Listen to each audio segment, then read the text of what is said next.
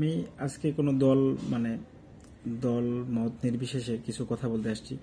সবাই বলতেছে যে দেশ স্বাধীন হয়েছে বা ভালো কথা। আসলে এই হচ্ছে স্বাধীনের নমুনা। মনে করেন যে এখন হচ্ছে মানে পুরা সংখ্যালঘুদের উপরে সব দিকে ভাঙচুর করতেছেন, লুটপাট করতেছেন।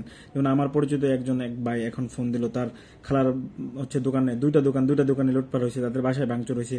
চতুর্দিকে ফেসবুকেও দেখতেছি এরকম। তারপর হচ্ছে চন্দ্রাতে এরকম আমার একটা রিলেটিভ আছে, সেও বললো তাদের ইতে হচ্ছে।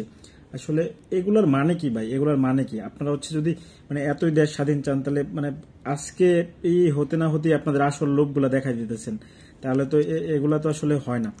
দেখেন, আমিও ছোট থেকে মনে করেন যে আমারও তো অনেক ভাই ব্রাদার, মানে ম্যাক্সিমামই সবাই হচ্ছে মুসলিম। তো কই ওরা তো কখনো এরকম মনে করেন যে মানে হিংসা বিদ্বেষ বা হচ্ছে এরকম কোনো কিছু হয় না, বা আমাদের সাথে এরকম কোনো ঘটনা ঘটে না। তো আমি এখন দেখবো যে হচ্ছে এতদিন যারা আন্দোলন করছেন, তো আমি দেখবো যে এখন কে কে এগুলো নিয়ে প্রতিবাদ করেন। আর আমার কথা হচ্ছে যে আজকে সরকার নেমে যাওয়ার পরে কেন আর্মি মাঠে স্ট্যান্ড নিল না? চতুর্দিকে মনে করেন যে প্রতি জায়গায় জায়গায় হচ্ছে আগুন দিতেছে, ভাঙচুর করতেছে। মানে কেন এগুলো হচ্ছে? প্রতি বাসায় লুটপাট হচ্ছে কেন? কেন কেউ কোনো প্রশাসনিক ব্যবস্থা কেউ স্ট্যান্ড নিল না?